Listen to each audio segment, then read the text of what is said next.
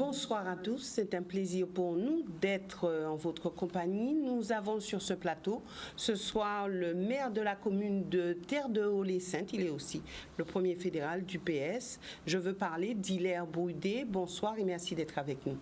Bonsoir à la Guadeloupe et bonsoir singulièrement au Saint-Ouen de Terre-de-Haut et bien sûr Terre-de-Bas. Oui. Mais aussi en qualité de maire de Terre-de-Haut, je dis un fond de soir très agréable à Terre-de-Haut. Voilà, mais avant de débuter, de parler de votre île Terre-de-Haut, que pensez-vous, Hilaire Broudet, de cette actualité sur Terre-de-Bas, puisque je me rappelle, plusieurs fois vous avez appelé de vos voeux à ce que Terre-de-Bas et Terre-de-Haut puissent travailler ensemble, qu'il y ait une entente entre les deux îles pour pouvoir avancer ensemble, puisque vous êtes, je dirais, sœurs jumelles. Alors, comment abordez-vous cette question, qui est une question politique qui se passe à Terre-de-Bas? Alors, dans votre question, il y en a deux, c'est-à-dire les Saintes, et il y a le problème actuel comme oui. Vous aviez dit tout à l'heure, au sein du conseil municipal. Alors, je ne connais pas le problème en détail, mais je peux le supposer, parce qu'en fait, aujourd'hui, vous avez une équipe à Terre-de-Bas qui a gagné les élections, et semble-t-il, il y avait des accords préélectoraux plutôt, et certainement, ces accords n'ont pas été respectés. Maintenant, pour quelles raisons je lis comme tout le monde, mais je n'ai pas eu de contact personnel jusqu'à ce jour, en tout cas sur cette affaire-là avec la maire de Terre-de-Bas. Donc je ne peux pas véritablement me prononcer avec certitude sur les raisons et je vais dire l'origine de cette divergence. Maintenant c'est regrettable parce qu'en fait, au-delà de ces deux communes qui, elles, ont eu des difficultés financières et singulièrement Terre-de-Haut, j'avais pris la tâche de Madame Nadi, pour qu'on se rencontre. Ça n'a pas pu se faire jusqu'à ce jour, mais ça se fera certainement bientôt. Moi-même, arrivant à la tête de la municipalité que récemment, elle, pareil, nous sommes de nouveau, je dirais, donc nous devons nous voir. Mais mon appel a été souvent de dire que les deux îles habitées des Saintes, c'est-à-dire Terre-de-Bas et Terre-de-Haut, doivent s'unir, et je veux dire, pas plus que se côtoyer, pas simplement se côtoyer ou se fiancer, voire se marier. C'est-à-dire, à terme, je voudrais bien que Terre-de-Haut et Terre-de-Bas fassent une seule commune. Et vous avez bon espoir que ça se fasse? Alors, je ne sais pas si ça se fera de mon vivant, mais en tout cas, je l'espère bien pour une raison simple. Il faut savoir aujourd'hui que Terre-de-Bas perd de population à chaque recensement. Et le dernier recensement, je crois qu'il devait avoir moins de 1000 ou autour de 900. Je veux dire, jadis, la commune la plus peuplée des Saintes était Terre-de-Bas. Donc ça voudrait dire que c'est une commune qui perd de sa ressource, perd de sa vie, et ça ne peut pas continuer. Terre-de-Haut, nous n'avons pas la même situation, mais je pense qu'aujourd'hui, la situation devait s'améliorer ou se comprendre, ou en tout cas au niveau de la population de Terre-de-Bas et Terre-de-Haut. Donc vous êtes condamnés à travailler ensemble? Condamnés parce que nous sommes aussi dans une communauté de communes, la communauté d'Aglo Grand Sud Caraïbes, qui est aujourd'hui plombée financièrement et que je pense que dans les 10, 12, 15 ans à venir, on ne va pas retrouver une situation vraiment saine à la communauté d'Aglo, d'autant plus que les compétences qui sont exercées sur ces deux communes-là sont quasiment défaillantes, comme sur l'ensemble du périmètre de la communauté d'Aglo. Et je crois qu'il faut qu'on se rapproche de plus en plus de manière à trouver une solution pour les Saintes, d'autant plus que les collectivités, les compétences de cette collectivité, c'est-à-dire la communauté d'Aglo, en tout cas cet établissement, cet EPCI, ne correspond pas forcément à l'activité des Saintes. Vous savez, aujourd'hui, l'activité principale des Saintes, c'est le tourisme. Et je ne vois pas tellement d'anicroche, enfin d'accroche plutôt, entre la communauté d'Aglo Sud Basse-Terre et les Saintes en termes touristiques, alors justement, à part la commune de Bouillante. Justement, Hilaire Broudet, alors comment se porte votre île? Comment fait-elle face aux effets du Covid? Mais difficilement, vous pouvez l'imaginer. Le Covid nous a stoppés dans la saison 2019, c'est-à-dire au mois de mars, nous étions en pleine saison. Depuis jusqu'au mois d'août, il n'y avait presque pas grand monde, en tout cas très peu. Donc nous avons eu un mois d'août qui est quand même un des mois de la deuxième saison, parce que la saison touristique à Terre-de-Haut, c'est du mois de novembre jusqu'au mois d'avril, voire début mai. Après, nous avons une période creuse et qui repart, disons, mi-juillet jusqu'à fin août, début septembre. Et nous sommes repartis après pour le mois de novembre, octobre. Donc vous imaginez, depuis mars, les choses ne fonctionnent pas, même si le week-end ou à l'approche de fête, nous avons quelques touristes de la Guadeloupe ou d'ailleurs. Mais vous connaissez aujourd'hui la difficulté de prendre l'avion et pour se rendre en Guadeloupe ou vice-versa.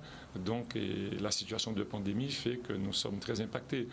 Maintenant, nous essayons de nous organiser parce qu'en fait, quand vous n'avez pas de touristes, vous avez un problème sur la pêche aussi, parce que la production de poissons est aussi impactée, en tout cas en termes de consommation. Vous avez du poisson par moment, il n'y a pas de vente.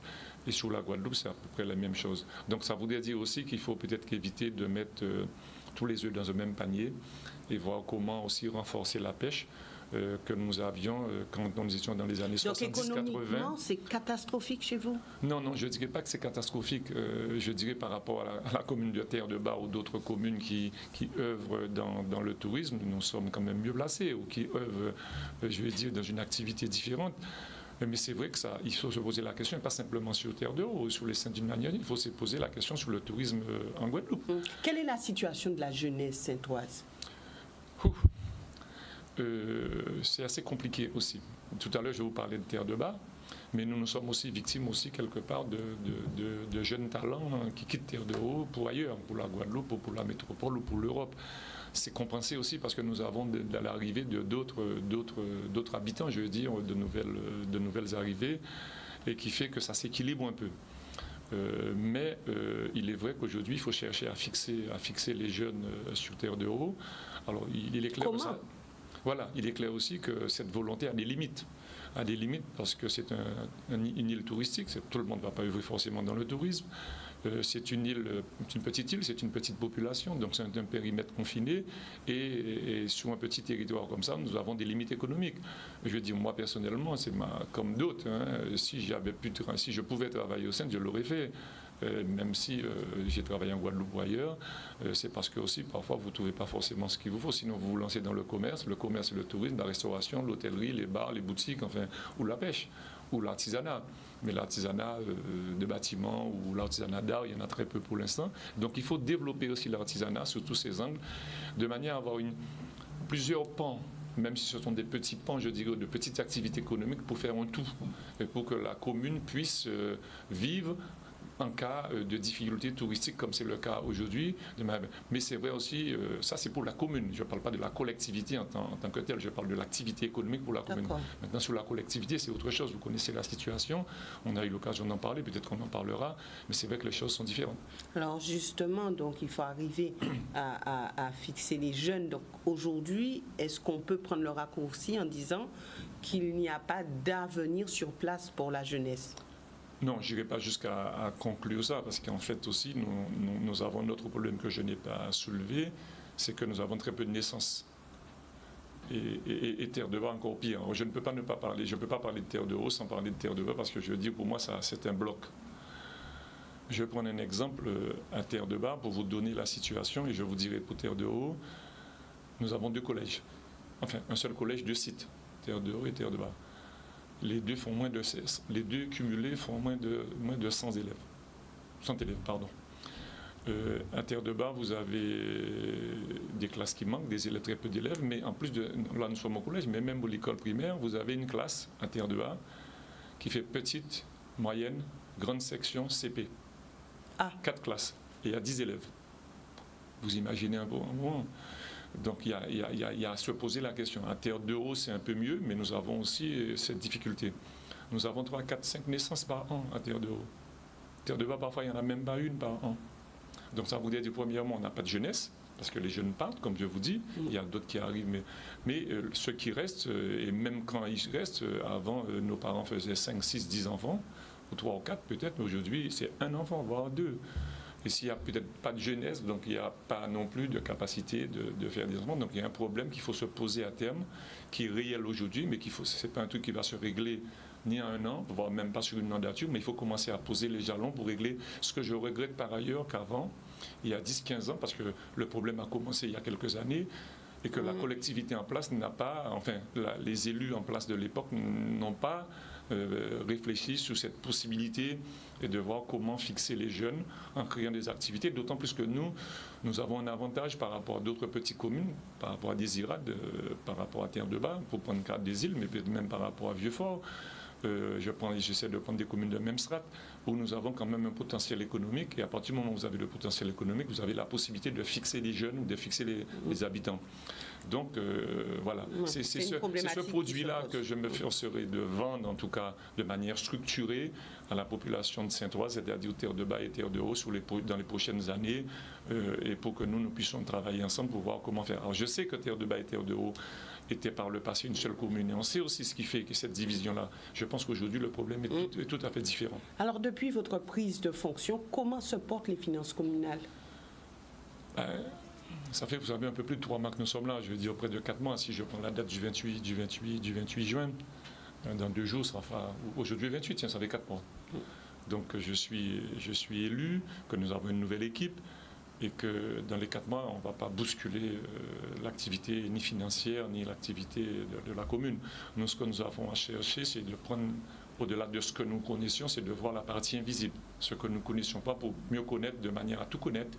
Et voilà, donc c'est une réorganisation communale, une administration, je ne dirais pas qui était sans tête, mais qui reste encore à organiser, à mettre en place, à poser les jalons et à rencontrer la population, les forces vives, ce qu'on appelle les forces vives, les associations, les commerçants, de manière à dire voici notre projet au-delà de ce que nous avons avancé pendant la campagne, voici le calendrier, voici comment on envisage de faire ça.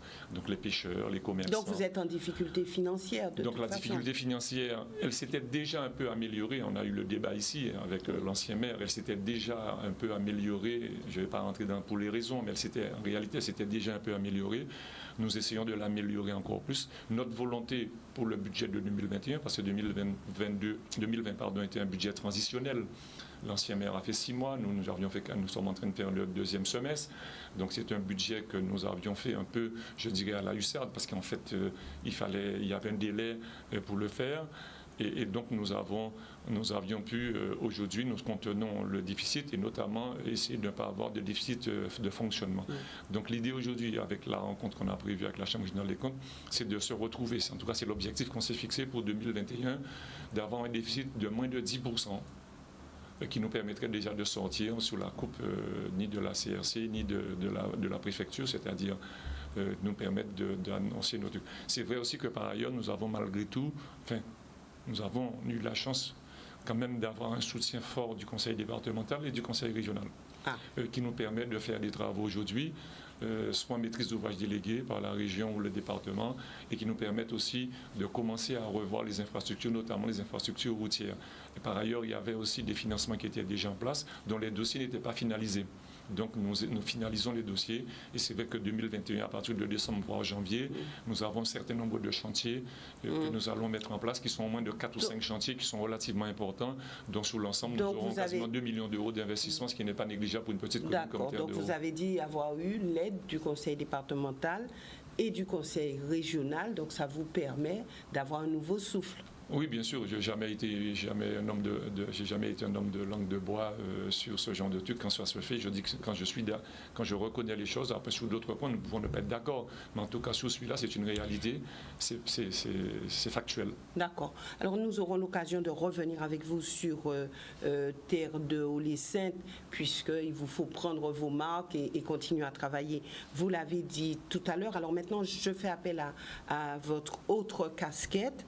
Vous êtes chargé avec d'autres d'organiser donc au niveau du PS les élections départementales et régionales.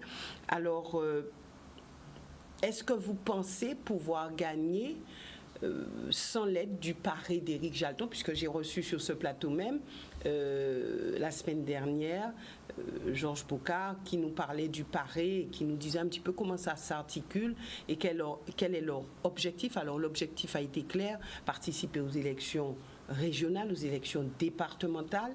Alors est-ce que vous pensez que le paré pourrait vous aider à gagner ces élections? Au-delà du paré, je viendrai particulièrement sur le paré tout à l'heure, mais c'est le Parti socialiste même si depuis quelques années, c'est une réalité, n'a pas la force qu'elle avait il y a 5, 6, voire 10 ans, mais elle reste malgré tout l'une, sinon le parti politique le mieux organisé en Guadeloupe et en reste encore le plus puissant. Alors quand je dis le puissant, ce n'est pas forcément dans la partie pouvoir ou responsabilité, encore que en termes d'adhésion et en termes d'identification, le Parti socialiste, la fédération reste vraiment, nous sommes responsabilités au conseil départemental et nous avons une dizaine d'élus, 6 encartés et 4 qui tournent, qui je veux dire en termes de sympathisants. Ça fait 1/3 de l'ensemble des communes. Et voilà. Donc maintenant, ça c'est pour le plan, je dis machine politique ou électoraliste ou je dis parti politique. Maintenant, nous, le Parti socialiste, nous avons vocation, comme ce semble tous les partis, à gérer, devenir responsabilité. Les prochaines élections qui arrivent, si elles ne sont pas reportées, parce qu'aujourd'hui la situation de pandémie et d'aggravation de la situation fait que très probablement ça va être reporté. Jusqu'à quand, nous ne savons pas encore. Nous serons certainement d'ici ce soir ou plutôt sur une dizaine, quinzaine de jours, parce qu'il y a quelqu'un qui est chargé de consulter les partis, en la personne de l'ancien président de l'Assemblée nationale, Debré, qui devait pouvoir faire une proposition au gouvernement. Maintenant, pour répondre plus directement à votre question de manière plus localisée, nous allons travailler avec tout le monde. Et le PARE sera un partenaire, comme le PPDG, probablement comme le phare, probablement comme le mouvement comment dirais-je, des abîmes aussi, d'Éric Jalton, le nom m'échappe. La frappe. Et comme d'autres mouvements communaux, ou voire même des élus, des personnalités politiques qui sont soit à gauche, soit non identifiés, c'est-à-dire... Alors le Paris, on va dire, c'est l'enfant de la frappe de toute façon. C'est ce que... J'entends que le Paris, c'est l'enfant de la frappe au motif où la frappe même c'est composite. Et le Paris, c'est composite. Le Paris, c'est un parti et pas la frappe. La frappe, apparemment, c'est un mouvement. Oui. Le Paris, c'est un parti. Le Paris prend sa source à la frappe, mais en dehors aussi de la frappe. Comme la frappe elle-même, en tant que mouvement, prend sa source dans plusieurs origines politiques. Donc, c'est relativement... c'est compliqué. Hétérogène. C'est compliqué. Compliqué, non. Si c'est pas compliqué, peut-être pour ceux qui gèrent. Maintenant, pour celui qui regarde ça de l'extérieur, ça peut paraître compliqué, en tout cas, dans le sens chercher l'ADN vraiment. Maintenant, je pense que le Paris, au vu de ce que j'ai pu assister du représentant qui était ici, dans la personne de Georges Boucard, c'est un parti de gauche, socialiste, même s'il n'est pas encadré, c'est un parti local, a vocation à travailler avec le Parti socialiste. Donc oui, je pense qu'aujourd'hui, la réalité, c'est qu'aucun parti ne peut gagner seul. Et si, autant GUSR, qu'on met souvent en concurrence avec le parti, la Fédération socialiste, ne peut gagner seul. Donc aujourd'hui, nous, l'occurrence, moi, plus avec Victorin Lurel et Madame Borel, nous sommes chargés par le Conseil fédéral, oui. La Fédération, de prendre contact, d'organiser et de préparer les élections cantonales et régionales. Alors, est-ce qu'il y a une possibilité, et je sais que vous n'avez pas la langue de bois, est-ce qu'il y a une possibilité pour que Georges Boucard, par exemple, soit le candidat du PS ? Le candidat du PS ? Oui. Non, il peut être le candidat du PS, il n'est pas au PS. C'est-à-dire qu'il peut y avoir un candidat qui soit soutenu par plusieurs partis ou plusieurs mouvements. Donc, est-ce que Georges Boucard peut être le candidat sur une plateforme avec le PS? Pourquoi pas? Mais il peut être le candidat du PS. C'est comme si demain un élu ou un membre du Parti socialiste ne peut pas être le candidat du PARE ou du PPDG ou du phare ou de la frappe. Et il sera un candidat, il sera à la tête de liste du mouvement ou de la plateforme qui se mettra en place. Aujourd'hui, dans cette plateforme-là, j'ose croire que le Parti socialiste détient la plus grande importance. Parce que si le PARE et la frappe sont la même chose, il faut savoir avec qui on discute. Si c'est la frappe, si c'est le PARE. Si on discute avec les deux, ça voudrait dire qu'ils ont une différence, en tout cas en termes de responsabilité. Le PARE a un responsable et la frappe lui-même ou elle-même a un responsable. Donc, je veux dire, quand on va discuter, on discutera avec l'ensemble. Donc, il faut bien que les choses soient claires aussi à ce niveau-là, mais au-delà de cette forme de formation, je veux dire, c'est sur le contenu. Donc, le Parti socialiste, c'est un projet une équipe et après trouver le meilleur porteur de projet. Et le meilleur porteur, c'est la tête de liste. Alors, à ce moment-là, c'est là où on trouvera, on va chercher quelle est la personne qui est plus à même de porter le projet et aussi de convaincre et d'être crédible vis-à-vis de la population, parce que c'est la population guadeloupéenne que nous allions solliciter pour valider ou non ce projet-là. Alors justement, est-ce qu'il y a la possibilité que Victorin Lurel, par exemple, sur les élections régionales, puisse porter la liste, puisse être tête de liste? Je comprends parfaitement que cette question-là soit une question récurrente chez les journalistes. Mais nous ne sommes pas arrivés à ce stade d'aujourd'hui. Comme je dis que c'est le projet, d'accord? Donc nous sommes en discussion. Donc il faut déjà qu'on se mette d'accord sur la plateforme. Alors effectivement, dans chaque groupe, vous pouvez avoir un leader. Au Paris, vous pouvez avoir un leader, à la fois au FA, au PPDG, chez les Verts aussi, Caraïbes les Verts. Et c'est aussi au Parti Socialiste. Donc vous aurez un ou plusieurs leaders qui peuvent prétendre éventuellement à occuper la tête de liste, c'est-à-dire dans le cas d'un accord. Donc c'est normal que la question se pose sur les leaders des partis composants de ce futur projet. Mais pour l'instant, on ne peut pas dire qui sera tête de liste parce que nous ne sommes pas arrivés là. Ce qu'on pourrait se dire quand même, c'est que Victorin Lurel, c'est le candidat naturel du PS. Ah bien oui, pour le PS. Mais aujourd'hui, c'est normal que la question se pose régulièrement sur Victorin Lurel. Il a été président du conseil régional pendant quasiment 10 ans. Il est sénateur aujourd'hui. Il a été député, on connaît l'emprise et l'occupation. Il a du charisme, il a de l'expérience, il a le bagou. Sur le territoire guadeloupéen. Il a un savoir fort, il a une expérience, c'est quelqu'un de sérail, voilà, c'est quelqu'un qui a un charisme, ça c'est clair. Donc du coup, inévitablement, cette question se posera. Donc soit on s'inscrit pour aller gagner une élection avec celui qu'on suppose qui peut apporter cette victoire-là, parce qu'au-delà du projet de l'équipe, il y a la tête de liste, c'est pas négligeable. Soit on dit aussi qu'on s'oriente vers une nouvelle voie, c'est-à-dire une nouvelle figure, ça veut dire un nouveau visage. Ça pourrait être vous? Mais je suis premier fédéral, je suis responsable du parti, donc vulgairement, je suis le fief du parti. Oui, ça peut être moi, mais la question ne se pose pas en ces termes. Sincèrement, la question ne se pose pas en ces termes aujourd'hui. Et pour avoir des discussions au sein du parti, c'est-à-dire la fédération, avec Victorin Lurel, avec ce qu'on peut appeler les responsables du parti, on n'a pas abordé le problème en ce sens. On sait qu'il y a 3 ou 4 personnes socialistes au sein du parti, élus ou non élus, qui peuvent jouer ce rôle-là, mais nous savons pertinemment qu'aujourd'hui, que nous ne sommes pas en mesure de gagner les élections seuls. Donc nous n'envisageons pas d'y aller pour témoigner, nous envisageons d'y aller pour gagner. Et pour gagner, il faut fédérer. Et pour fédérer, il faut aller voir les autres. Et donc, nous avons pris l'initiative. J'entends aussi que d'autres ont pris l'initiative. Oui. On s'est déjà rencontrés. Donc, aujourd'hui, c'est un peu la partie invisible. Parce qu'avec cette histoire de Covid, de pandémie, on a très peu l'occasion, c'est pas forcément autorisé ou souhaitable que nous nous réunissons avec une grande foule. Est-ce que pour vous, ça va être simple, puisqu'il y a, on va dire, Christian Baptiste, il y a peut-être Max Mathiasin, il y en a d'autres qui se positionnent pour le déjà. phare, effectivement, Christian Baptiste peut cumuler le phare et le PPDG. Quelqu'un peut cumuler aussi la frappe et puis le paré. Il y a le Parti Socialiste, il y a d'autres élus.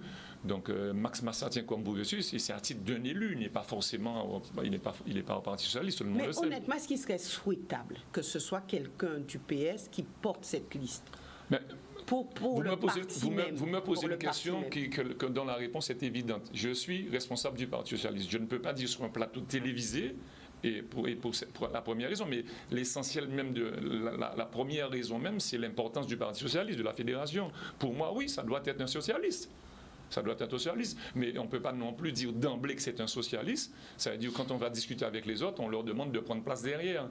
C'est pas comme ça que ça se passe. On discute avec les autres, à part égale, on arrive à convaincre notre projet, notre équipe, ce que nous voulons faire. Ceci dit, aujourd'hui, effectivement, en tant que premier fédéral, oui, je me battrai pour que ce soit un socialiste.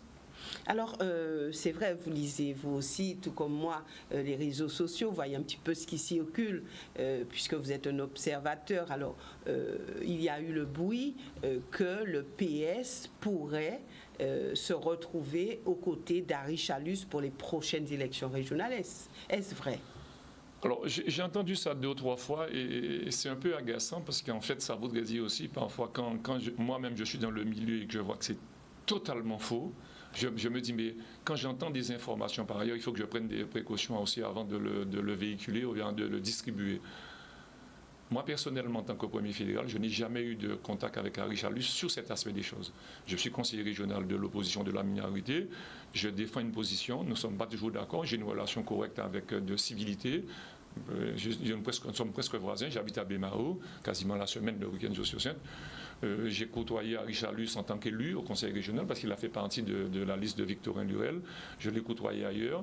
Au-delà de ça, il y a des positions qui sont bien différentes de la sienne. Donc, je le dis ouvertement, mais je n'ai jamais eu de discussion avec ça, sur ça avec Harry Chalus. Victorin Lurel non plus. Et chez nous, personne. En tout cas, officiellement, rien. La seule discussion que j'ai eue il y a 5 ans avec Harry Chalus, c'était lorsqu'il s'est présenté aux élections régionales. Il est venu me voir pour me dire ce que je voulais venir sur sa liste. Alors que j'étais premier secrétaire du Parti socialiste, premier fédéral. Je lui ai dit que voilà, la question, il n'y a pas de réponse à cette question-là. Parce que pour moi, cette question-là ne devait pas se poser. Mais c'est la seule fois qu'on a parlé politique et stratégie pour aller aux élections. Mais cette fois, vous pouvez faire l'inverse, lui demander s'il veut venir sur votre liste PS. Oui, pourquoi pas. Je dis aussi, nous on cherche à réunir la population sur une partie, mais aujourd'hui non. Alors j'ai entendu ça aussi, cette histoire de Chalus avec Victorin Lurel et le Parti socialiste, mais j'entends aussi par ailleurs que le GUSR pouvait faire alliance avec le Parti socialiste. Vous voyez, vous allez entendre toutes sortes d'interprétations. Les gens supputent. Maintenant, Qu'en reprochez-vous à Harry Chalus concrètement? Pardon? Que lui reprochez-vous? Je parle de Harry Chalus. Oui, pas l'homme, oui. le président. Oui. Le président Chalus. Oui, Je reproche plein de choses au président Chalus. Tout à l'heure, je viens de dire que j'ai eu une visite à le président Chalus. Il a confirmé un certain nombre d'aides qu'il avait accordées à la commune avant mon arrivée. Il a accordé, en tant que président, d'autres aides à la municipalité, notamment sur les routes, parce qu'on a vraiment un problème. Pour l'instant, nous sommes deux positions différentes. Ce que je reproche totalement au président Chalus, c'est pas trop le comportement de l'homme, même si c'est la manière de faire dans l'engagement qu'il avait pris. Aujourd'hui, on savait très bien, les compétences de la région, on les découvre pas. Aujourd'hui, en 2015, les compétences de la région aujourd'hui, en 2015, ce sont les mêmes compétences. Harry Chalus a fait campagne aux élections 2015 sur des compétences qui n'étaient pas les compétences de la région. Pour la plupart, et notamment l'eau, l'assainissement. Il a fait pour le transport aussi, mais le transport, c'est la compétence. Et aujourd'hui, qu'on le veuille ou non, ou sur les déchets qui est la compétence, aujourd'hui, quand il dit qu'il a eu des positions, notamment parce qu'on connaît le problème de l'eau, c'est pas du jour au lendemain que ça va se régler, mais nous n'avons même pas réussi à le régler pour l'instant. Et c'est très certainement que c'est là que les élections ont joué. Et dire aujourd'hui que ce n'est pas de ma compétence et je fais tout ce que je peux, non, ça ne peut pas être... Est-ce qu'il n'y a pas Hilaire Brudet? Et ça, nous aurons l'occasion d'y revenir puisque vous serez encore invité sur ce plateau. Mais est-ce qu'il n'y a pas une revanche à prendre concernant ces élections régionales, puisque Harry Chalus avait battu Victorin Lurel, vous le savez. Alors, est-ce que pour Victorin Lurel et pour le PS, il n'y aurait pas, cette fois, en 2021, une revanche à prendre concernant cela? En tout cas, je ne pense pas, on n'a jamais évoqué en termes de revanche. On a regretté au Parti socialiste qu'on avait les moyens de gagner ces élections. Moi, j'ai regretté, c'est pour cette raison que je dis, quand vous me posez la question avec qui nous allons faire équipe, j'ai regretté, à la limite, alors je ne sais pas si c'est une erreur, c'est après, mais j'ai regretté qu'on ait perdu les élections régionales de 2015, pour être franc avec vous. On a fait la même erreur qu'a fait Michel Chevry en 2004. C'est-à-dire en 2004, l'ancien président Michel Chevry a voulu qu'il y ait le plus grand nombre d'élus sur sa liste. En 2004, il avait au moins 20 ou 21 maires sur sa liste. Ça n'a pas empêché à Victorin Lurel à l'époque de gagner les élections régionales. En 2015, on a trop insisté pour que des élus de premier plan, maires notamment, soient sur la liste pour le Parti socialiste. Et on a perdu à peu près de la même manière que Victorin Lurel avait gagné Michel Chevry en 2004. Ce qui veut dire, qu'est-ce qu'on peut sortir là? C'est-à-dire que les élections régionales, c'est un vote particulier. Ce n'est pas l'addition ou la sommation d'un certain nombre d'élus locaux fussent-ils très reconnus dans leur commune ou dans leur canton, pour dire qu'on va coller, juxtaposer des maires, des conseillers généraux, ou voire des conseillers régionaux sortants, et que du coup la population vous donnera la majorité. On l'a vu en 2004. On l'a vu en 2010 par un autre moyen. Là, il y avait le mouvement del Capé qui fait il y avait une analyse différente. Mais on a vu surtout 2015 était synonyme. Donc vous avez déjà lancé le message au maire? Non, ce que je veux dire par là, c'est, je n'ai pas dit qu'il n'en fallait pas. Je dis c'est pas à vouloir à tout prix que vous affichiez, que vous ayez des élus, parce qu'il y a aussi parce que c'est l'élection de toutes les élections en Guadeloupe, les élections générales, c'est les élections amirales. Hein. Donc du coup, il y a aussi à cette occasion de la population l'envie, ce que la population n'arrive pas à faire dans une élection municipale ou dans une élection cantonale, la population veut parfois le faire dans une élection régionale. C'est là qu'il faut placer des jeunes, c'est là qu'il faut placer des nouvelles têtes, c'est là qu'il faut placer des compétences, des intelligences et pas forcément juxtaposer les uns. Merci. Voilà. Merci. Donc le trio continue à travailler sur les élections régionales et départementales, ça on l'aura compris. Donc vous reviendrez pour nous dire ce qui est ressorti de tout cela. En tout cas, merci d'être venu sur ce plateau. Merci aussi à vous, téléspectateurs, de nous avoir suivis. Nous nous retrouvons donc la semaine prochaine pour une autre émission politique. Excellente soirée. Merci.